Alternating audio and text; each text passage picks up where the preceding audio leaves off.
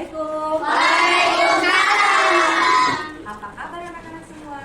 Baik, Bu. Nah, hari ini Ibu ada kelasnya di sini juga nih. Bareng kelas 4 ya. Iya, ini gurunya lagi sakit. Jadi Ibu gabung ya. Nah, itu sekarang siapa nih ketua kelasnya? Ayo, maju dulu ke depan. Siapa dulu?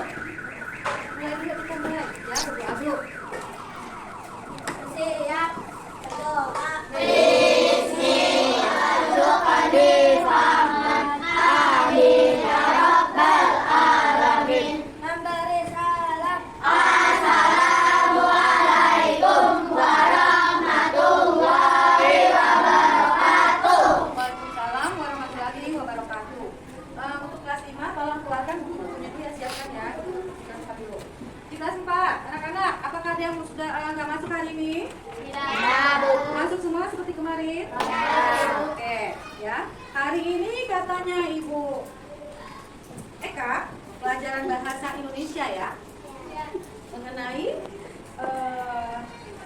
gagasan pokok dan pendukung ya.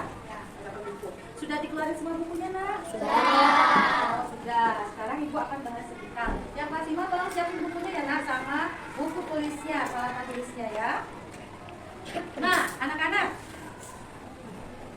pelajaran bahasa Indonesia tentang gagasan pokok dan pendukung itu ya, tentang apa? Siapa yang bisa menjawab atau mengulang lagi? Kemarin yang diajarkan oleh Kak?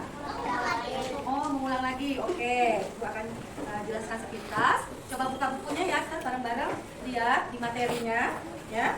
Gagasan pokok. Apa itu dimaksud dengan gagasan pokok? Gagasan pokok itu adalah ide utama yang dibahas dalam suatu bacaan.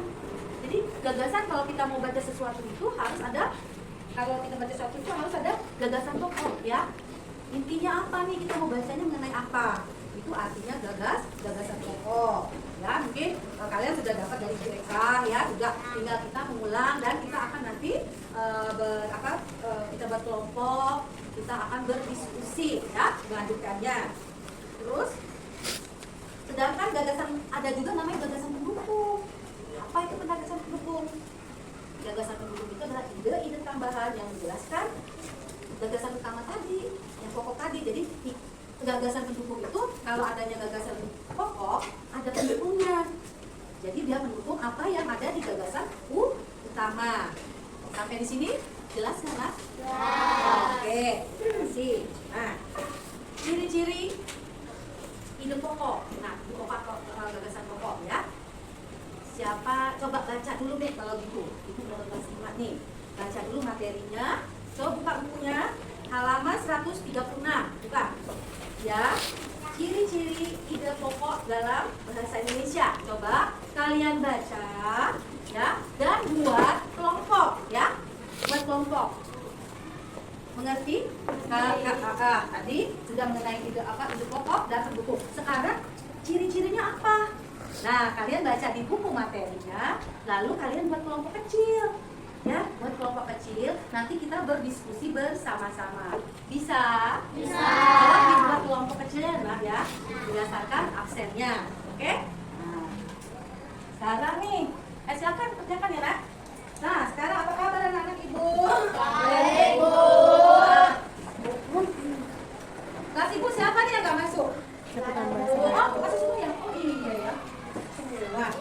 Nah, hari ini kita belajar tentang IPA ya. Pas ya. Mengenai organ gerak pada hewan dan manusia. Coba keluarkan bukunya. Udah semua nih, hanya dikeluarin. Nah, ya. Organ gerak terdiri dari apa? Siapa yang tahu? Dari alat gerak pasif. Gimana anak-anak kelas 4? Sudah dibuat? Mana catatannya? Coba dulu lihat. Tulisannya mana catatannya? Buatnya pakai kertas ya. Itu nanti dikumpulkan ke Ibu. Sudah dibahas belum? Sudah. Kalau dibahas, tolong ditulis di kertas. Lalu nanti akan dikumpulkan kepada Ibu ya. Tolong tulis hasil bahasan kalian tadi mengenai ciri-ciri pokok tadi. Coba, sudah dibahas belum ini? Coba ciri-ciri pokoknya tadi apa, Kak? Ciri-ciri pokok pendukung pada bahan bacaan, suatu bahan bacaan. Coba dibahas belum? Ya. Sudah selesai semua? Sudah, coba kumpulkan sini kalau sudah. Nah, aku baca dulu, ibu bacain dulu ya. Cocokkan sama ibu ya. Ibu yang kasih Pak nih ya. Ciri-ciri pokok pada suatu bacaan ya. Ide pokoknya apa aja? Memiliki kalimat pendukung ya. Terus yang menjelaskan apa mengembangkan ide pokok. Itu ciri-cirinya 1. 2. Dukungan yang memperkuat ide pokok dapat berupa penjelasan. Tadi kan ada 2 ya. Adanya apa namanya gagasan utama dan gagasan pembantu ya tadi. Nah, terus ketiganya ide pokok itu menjadi inti. Jadi ide pokok tadi yang utama itu merupakan inti suatu bacaan. Apakah sama dengan kalian sudah baca tadi belum nih? Sudah. Kalau gitu, ayo coba kelompok ini itu minta kumpulin dulu kan kita yang kumpulin teman-temannya punya, yang lain juga. Nah, ya. Nih, terima kasih. Terima kasih. Udah nggak semua? Oh ya, udah dapat kelompok ya. Oke. Kelas 4 sudah. Nah, untuk di rumah, ya, ibu minta tolong lagi nanti buat kalimat, ya, buat karangan, ya, yang berisikan ide pokok suatu bacaan, ya. Karangannya karangan bebas, ya. Tentukan itu ide pokoknya, terus gagasan apa yang diutamakan yang ada pada karangan tersebut. Jelas nggak? Jadi nanti di rumah kelas 4 ibu minta buat suatu karangan yang nanti di bawahnya jelaskan ide pokok dari karangan tersebut. Ya.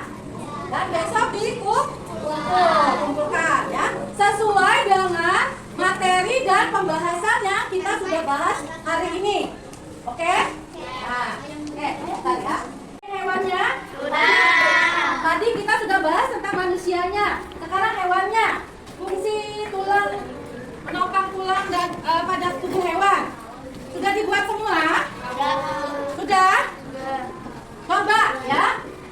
Ibu akan jelaskan ini sistem gerak pada hewan ya. Sistem hewan pada hewan dan itu sama dengan manusia ya. Coba lihat dengan materi yang telah kalian baca dan diskusikan tadi. Ya. Fungsi dari gerak ya. Itu baik pada hewan, manusia itu adalah bekerja sama antara tulang, otot dan sendi untuk menghasilkan gerakan ya.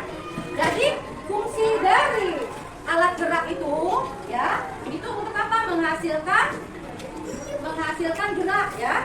Nah, kalau pada hewan gunanya untuk apa? Kalau untuk ikan itu fungsi ototnya untuk apa?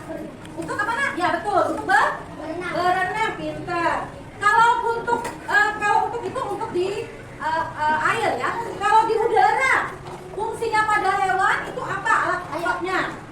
Untuk terbang. Untuk terbang, iya untuk terbang ya. Kalau untuk di udara tadi di air itu untuk berenang dan kalau di udara untuk terbang ya. Sayapnya, otot-ototnya. Sedangkan kalau hewan di darat sama seperti manusia untuk berjalan, untuk apa lagi? Bergerak, melompat, memanjat.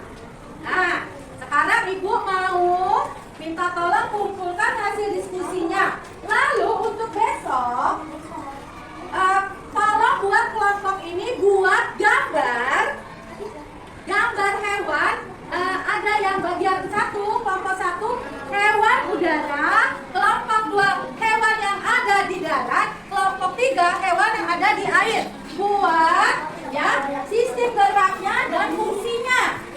Gambarkan hewan. Kalau kelompok 1 yang ada di udara, kelompok 2 ada di darat, kelompok 3 yang ada di air. Ya, buat fungsi gerak pada otot hewan tersebut. Jelas? Nah, sekarang sudah tiba waktunya untuk istirahat. Coba dan ibu akan dari tempat lain. Coba siapkan untuk selesai hari ini. Oh ya, kumpulkan dulu nak ininya nak. Yang tadi ini. Nah, kita mengucapkan